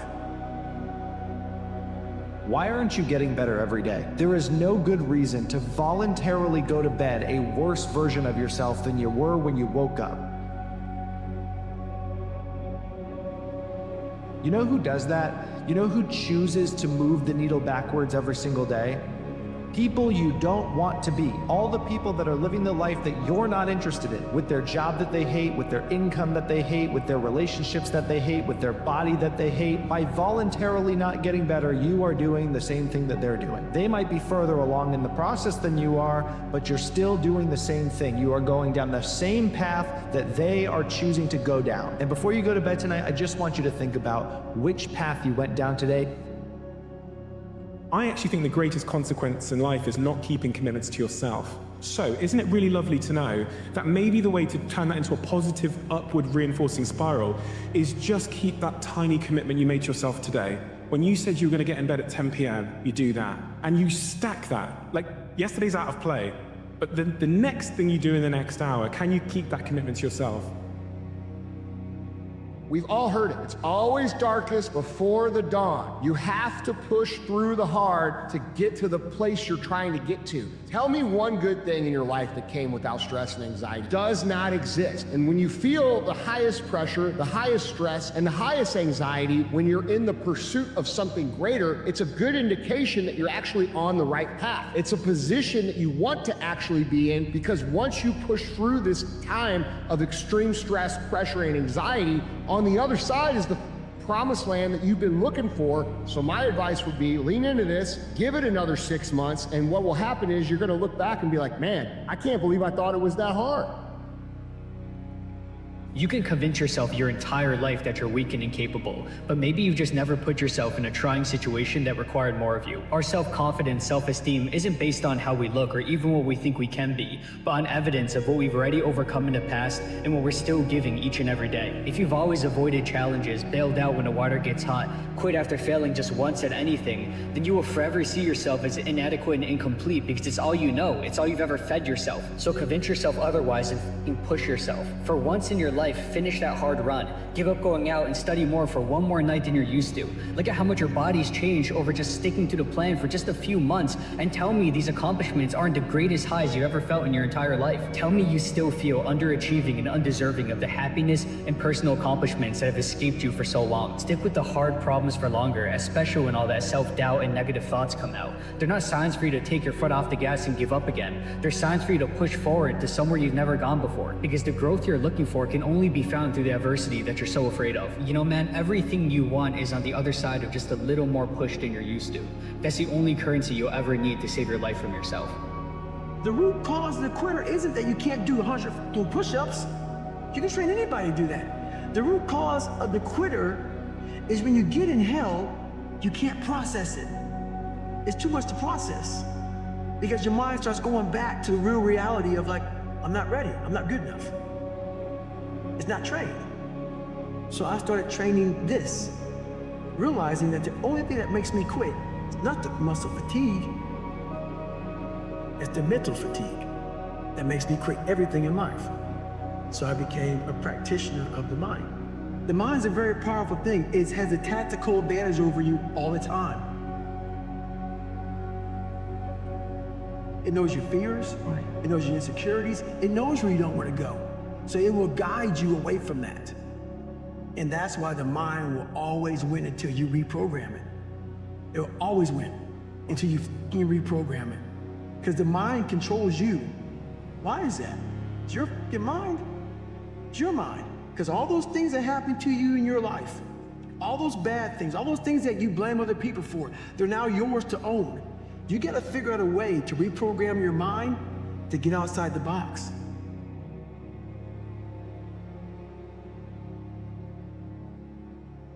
There's a moment in life that breaks you. A moment when everything you thought you had, everything you built, everything you believed in, collapses. Maybe it's the loss of someone you loved. Maybe it's a dream that crumbled. A failure so massive that you don't even recognize yourself anymore. Maybe it's the weight of years of mistakes, pain, regret, rock bottom, a place where you feel empty, number lost. And when you're there, it feels permanent. It feels like the end, like the best parts of life are behind you, like you have nothing left to give. But listen to me. Rock bottom is not the end. It's the foundation. I know it doesn't feel that way now.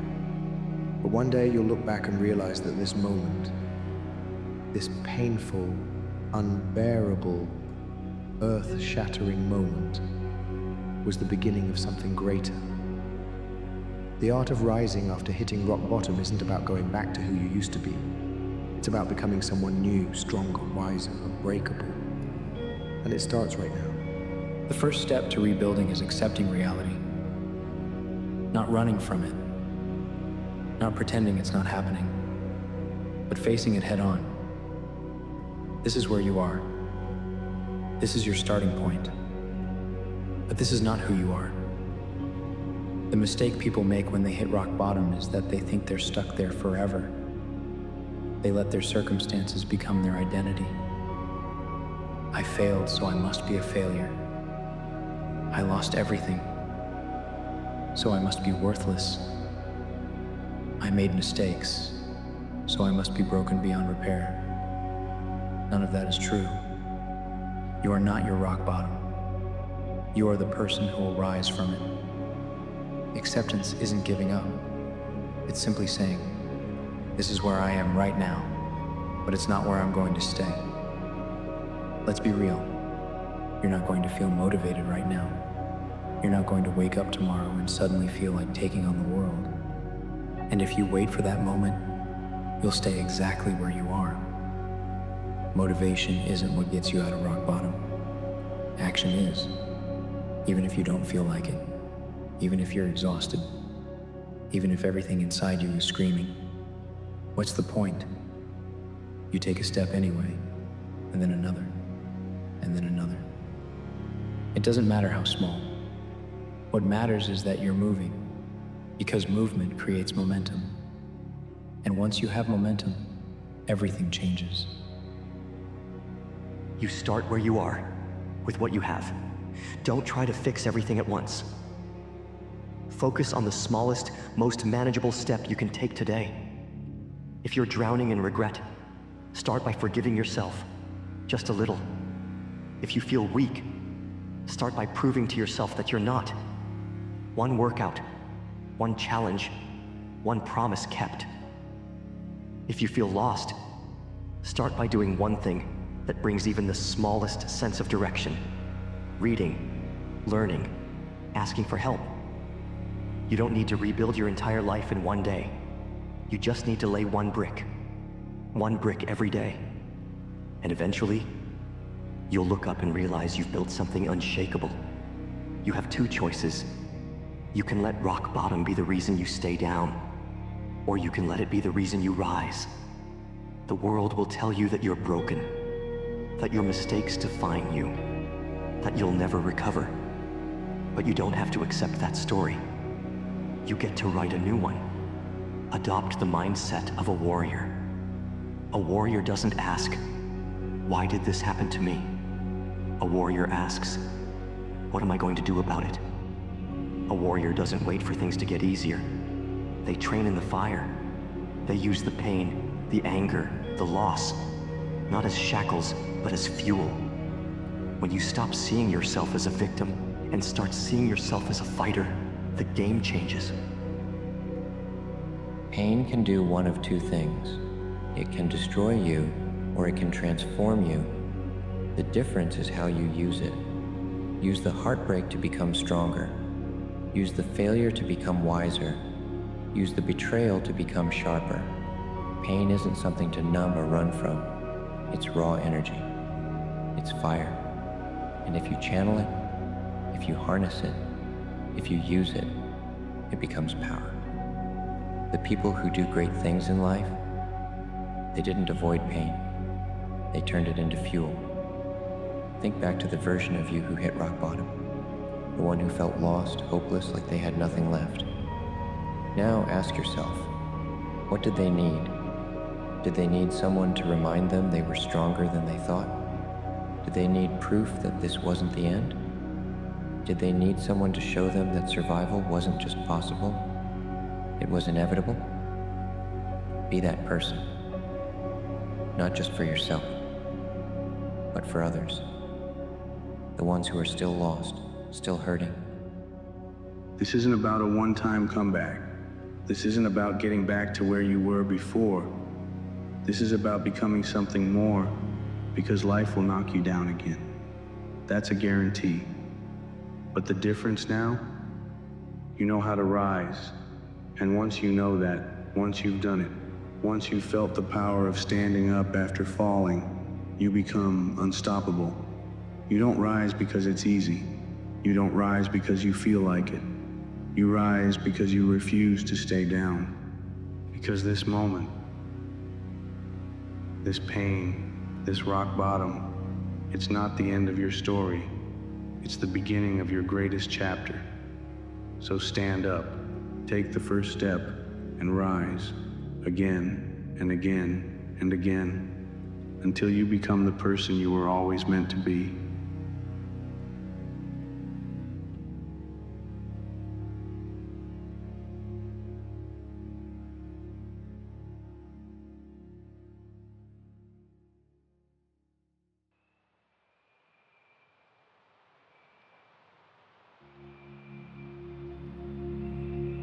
Here are 7 thoughts you need to hear at least once in your life. Number 1, be so great, it can't be ignored. Number 2, take care of the work, and the work will take care of you. 3, growth is on the other side of discomfort. 4, failure teaches you everything you need to know to be successful. 5, show me your friends, and I'll show you your future. 6, there's only one person you spend all your time with, and that's you. So do yourself a favor and be as fascinating as possible. And 7, I'd rather regret the things I did than the things I never tried. So make this note, dreams and goals can become magnets. Dreams and goals can become magnets. And the stronger the goal, the higher the purpose, the more powerful the objective, the stronger this magnet is that pulls you that direction. Now, not only does your goals and your objectives pull you that direction, here's what they also do. They pull you through. They pull you through all kinds of down days. They pull you through a difficult time. It'll pull you through some winter of your life. Some people get lost in the confusion of the day simply because their goal is not bright enough to pull them through.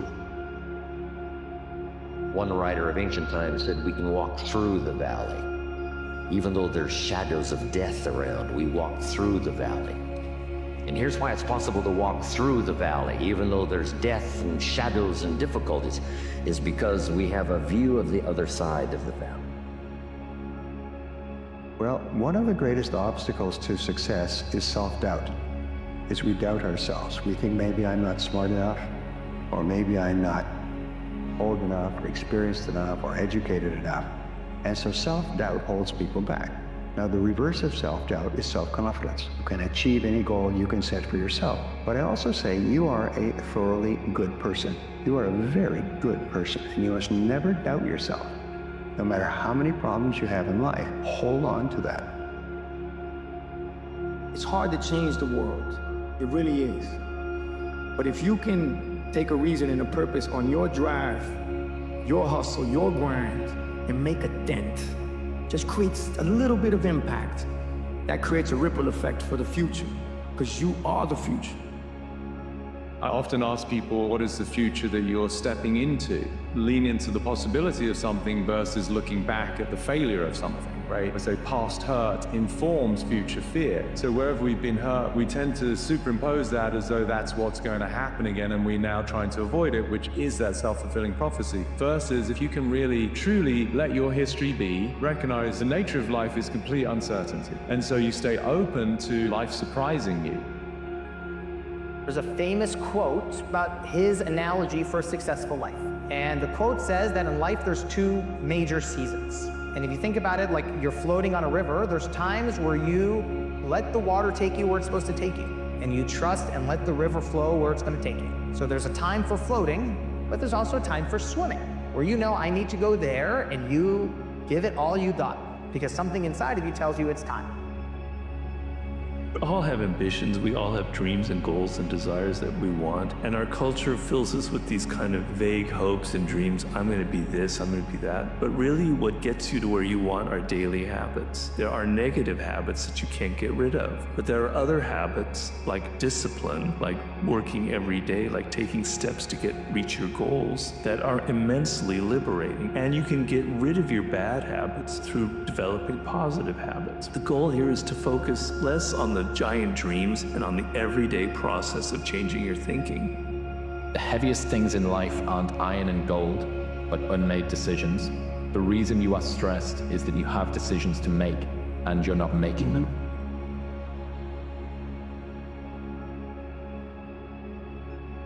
The fastest way to take control of your life is to stop controlling everyone around you. You have no idea how much time and energy and attention you are wasting trying to control other people. You have no idea how much energy you are burning through thinking about, worrying about, obsessing about what other people are doing, what they're not doing, what they're feeling, all of which you have zero control over. Overthinking comes from a lack of self-trust. More specifically, you don't trust yourself to handle the big uncomfortable feelings you might feel if your overthinking fears come true. So instead, you search for control. You catastrophize and strategize. You create a plan of action, probably several, as you imagine any and everything that could possibly go wrong and exactly how you could react to avoid or minimize the hurt, right? Well, if this is the case, then you're probably frustrated and exhausted. So here's another option. Trust yourself. Make a decision, preferably one that's well-intentioned and aligns with your values. If things go according to plan, great, keep it moving. If they don't, great, keep it moving. The control and safety that you're looking for doesn't come from manipulating the external circumstances, but rather they're found in your ability to consistently show up and support yourself regardless of external outcome.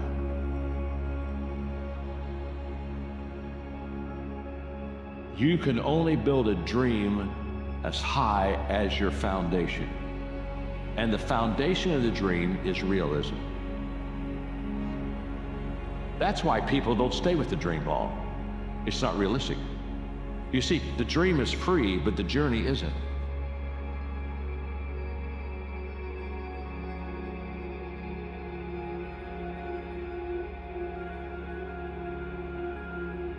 You know what life A is gonna get you. You've been doing it over and over and over and getting the same results. You want something different, you gotta do something different. It's that simple. You want different, you gotta do different. You want better, you gotta be better. You want change, you gotta change. The true horror of existence is not the fear of death, but the fear of life. It is the fear of waking up each day to face the same struggles, the same disappointments, the same pain.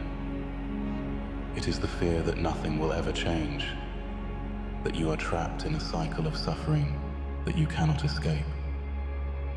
And in that fear, there is a desperation, a longing for something, anything, to break the monotony, to bring meaning to the endless repetition of days. You listen to other people, to their opinions, to their wildness. It'll beat you up and you'll never be able to reach the goals that you want to reach in life. So the answer is to become internally oriented, to know what you want, to know what your goals are, to know what your desires are, to know what makes you unique, and to put your focus on that and not on other people's expectations of you. And remember, before you do something special, just do something. When people say to me, well, I can't predict my future, I'm in the unknown, and I always say the best way to predict your future is to create it. Not from the known, but from the unknown. What thoughts do you want to fire and wire in your brain? What behaviors do you want to demonstrate in one day? The act of rehearsing them mentally, closing your eyes, and rehearsing the action. Sometimes life is asking you to stop being so worried about everything that's gonna go wrong, when the reality is you're the one manifesting the thing that you don't want to happen because you're choosing to believe that that's what's gonna happen. It's always gonna feel scary to your ego to do something that it's never done before. That's what the fear actually is. So it just draws you back to going back to thinking that, I don't know if I should do this, when the reality is there's an internal part of you that knows it's time for change. Just learn to trust it, because you will come into realization after you make the decision that it was the right decision. And you'll feel how it actually helped you let go of that identity that's been fucking dragging you down into a reality that you've already outgrown. If your definition of success is win or lose, giving everything you've got and growing or learning along the way, then you're setting yourself up for success. I really think the biggest cheat code in life is just going after it and not being concerned of whether or not you fail at one specific task. Instead, understanding the big picture, what your long-term goal is, and knowing if you keep driving forward and never fucking quit, in the end you will succeed. Ralph Waldo Emerson once said, "To be yourself in a world that is constantly trying to make you something else is the greatest accomplishment." So yes, staying true to yourself is a powerful act of rebellion. Your authenticity becomes your greatest strength in an environment that pressures you to fit in. I prefer to be the kind of person who steps up and facing the challenge than the kind of person who stays below the line and avoids the challenge.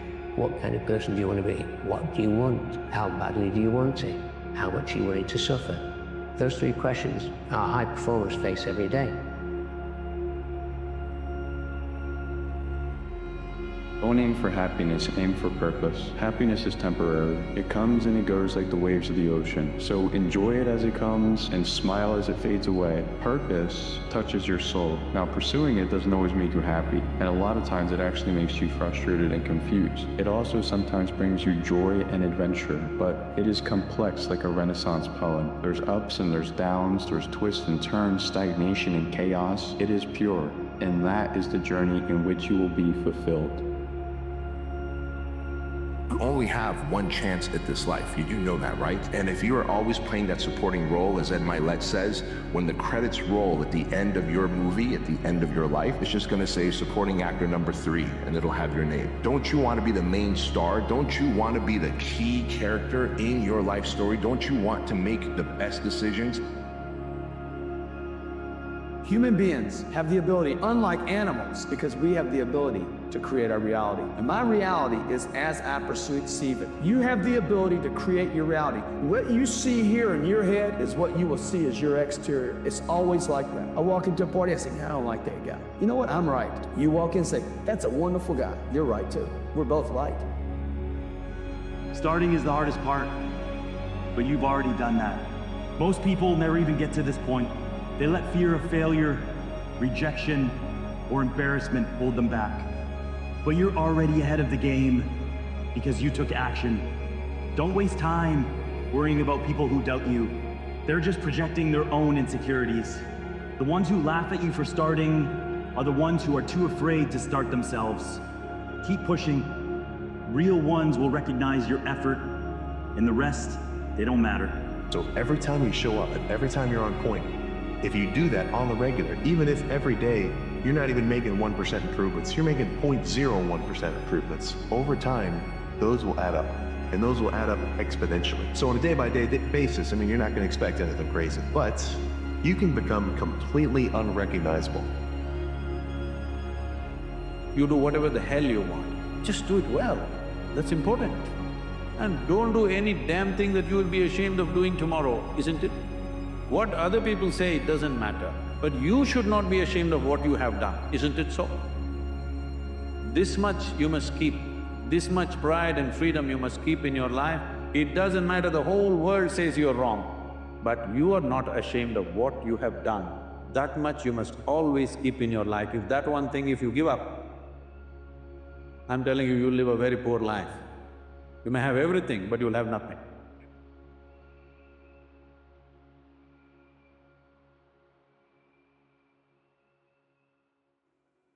Who determines when it's up for you?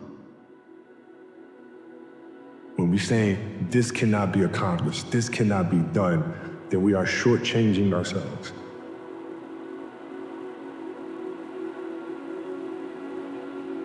And look, I'll be the first one to tell you, there were a lot of days where I did not want to get out of bed. And I guarantee you, if I ask the question here, if everybody is excited to get out of bed every single day, if I saw a hand, I'm gonna blatantly call you a liar. But if you have those little small goals, those little small things that get you excited when you don't want to, it's gonna make it even better and even easier at the end. It's gonna make it so much easier. And I think if you look at the greats in anything, in any walk of life, the greats do things when they don't always want to. And that's the separation. You don't seem to understand. Your success is not a matter of chance. It is not a matter of if you are skilled enough, or strong enough, or even brave enough. Let me ask you a question. Where exactly do you think this vision you have for your future comes from? And not only that, but the desire to go and pursue this vision. Do you truly think that something so pure could just stumble its way into existence? I don't think you do. In fact, I know that you feel otherwise. This relationship that you have with this vision for a better you, a better life that fulfills you, is intimate. That raw feeling, nothing so pure could ever be a total accident. Every single morning when you wake up, you repeat to yourself, in every day, in every way, I'm getting better and better. And every day, in every way, I'm getting better and better. You have to consciously reprogram your subconscious mind to decode and deconstruct the self-limiting beliefs, the self-doubts, the ideas and the opinions of other people that have negatively impacted you and have held you down your whole life. If not you, then who, bro? I'll tell you what your problem is, bro. You don't think highly enough of yourself. You don't really believe you're capable to do it. Well, there's a million other motherfuckers that wish they could have your spot, and yet you're taking yours for granted. I'll ask you again. If not you, then who? Nobody, bro. Nobody. Take care. Every single great thing that's ever been created in the history of the world was created by a human being. And guess what you are? You are a human being, just like them.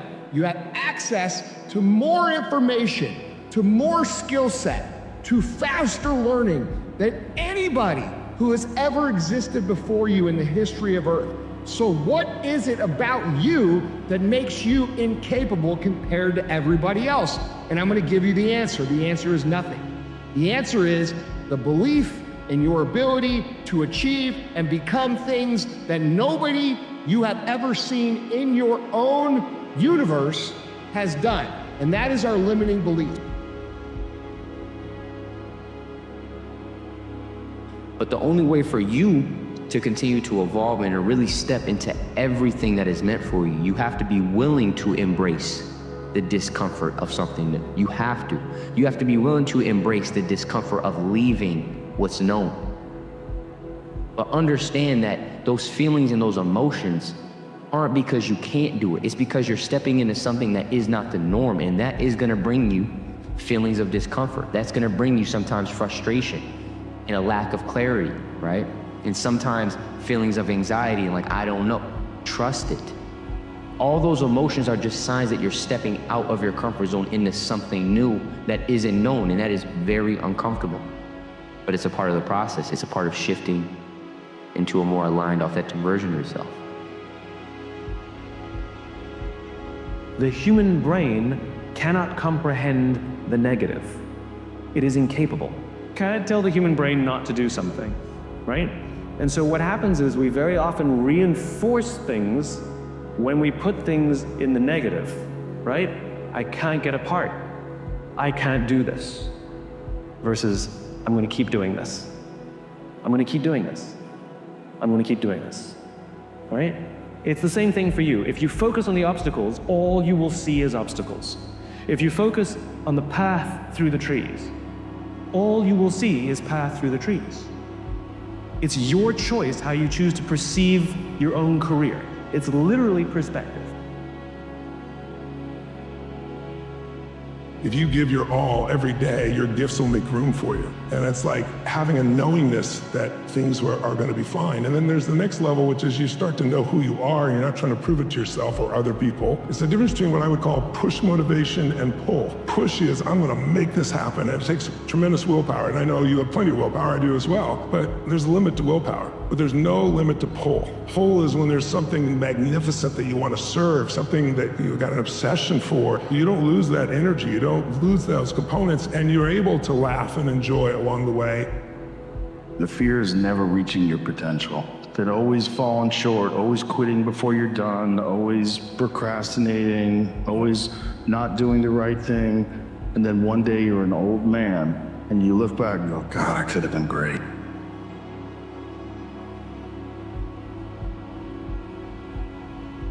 I sacrifice everything what I have. I will sleep, train, eat, repeat, and that's it. Obsession? Yeah. I think it's not about DNA. I think more than blood, I think it's about mental, your brain, how you think about this. There is like, you want this or no? There is not like 50-50. It's like, okay, I want this and I want other. You cannot, there is like not between. You have to be in somewhere. It's black and white. Yeah. I think one of the hardest things to hear after you don't get your way is keep working. But it's also one of the only solutions to be successful. You're not going to get your way most of the time in your life. Just keep working. Hard work pays off, no one tells you when. You'll never know the true feeling of accomplishment if you've never faced a setback. You'll never know the true meaning of confidence if you've never had to bounce back from anything. Just keep working. You're not getting what you want, keep working. You are getting what you want, keep working. One thing's for sure, overthinking's overrated. For every time you set your alarm and then sleep in, someone else is obeying it. For every time you say you should go to the gym but then don't, someone else is breathing heavy. For every dish that you should wash but instead let pile up in the sink and become a headache for later, someone else isn't compelled by the same laziness. I know this because that someone else is me. Every decision you make is an opportunity to build respect for yourself, and every opportunity that you pass up on is just another piece of evidence that you are not the person you say you want to be. We let our feelings dictate what we do. And we have to do the opposite if you want to change. You have to lead with the actions that align with the way you want to feel after you've done the actions. You have to take action first, because if you allow your feelings of, I'm tired, I don't feel like it, it's hopeless, why bother? That feeling will dictate you doing nothing. And that's going to keep you on the right side of that page.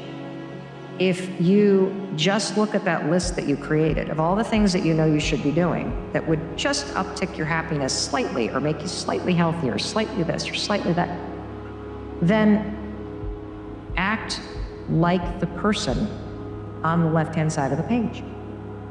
And then every time you take that action, your feelings will fall in line and you'll start to feel more like that person. For you to constantly win when this voice over here, the real you, is saying, get the out of here. Go. You're nobody. You've always been nobody. And it's true. You don't hear that. That's a true voice. That's the real reality of David Goggins at 24 years old. It's not a false reality. And then you had to create another voice over here that is saying you're better than that other voice. And you're in the freezing cold water that both voices don't want to be in. But you win. And it goes from the water to the studying, to the running, to the losing weight, to how you eat, to how you function as a man. Every day of your life, you're winning these battles. You have a choice. You can go for it. Or you can just watch it go by. But I'll tell you this. Failure only exists in the heart that doesn't try. Don't be the person that lives but never feels alive. Be the person that knows the sky isn't the limit because they wasn't afraid to fly. You might not be in control of how you die, but I promise you, you're in control of how you live. There's 3 decisions you're making every moment of your life. You're making it right now. Everyone's listening is making these 3 decisions. You might be making them unconsciously, so then your life is driven by the environment. First decision is, what are you going to focus on? Are you going to focus on what you have or what's missing? And if you're focused on what's missing, that can make you grow. But if that's what you focus on continuously and you add one more pattern, it'll create frustration, anger, sadness, or even depression. And the second pattern is, which one of these do you more? Do you focus more on what you control or can't control? If you go in a pattern of focusing on what you can't control and what's missing, the stress inside of you is always going to be there. Because think about it, there's plenty of things that aren't missing, and there's plenty of things you can control. But when you're focused on what I can't do and what's missing from my life, there's an emptiness. Now, here's the third one. Do you tend to focus more, I think we do all 3, but more on the past, the present, or the future? If you're focused on what I can control, what I already have that's beautiful in my life, and what's happening right now that's beautiful, or what I'm going to create, you're not going to have that level of stress. You'll still have problems, but you're not going to have the anger or the sadness or the overwhelm. It's never too late. If you're alive, you can get better. If you're alive right now, you can improve your condition. You can improve your situation, and it starts with improving the way you think. That's the most important thing. The way you think of things, the way you think of things, the way you address things, you've got to change that.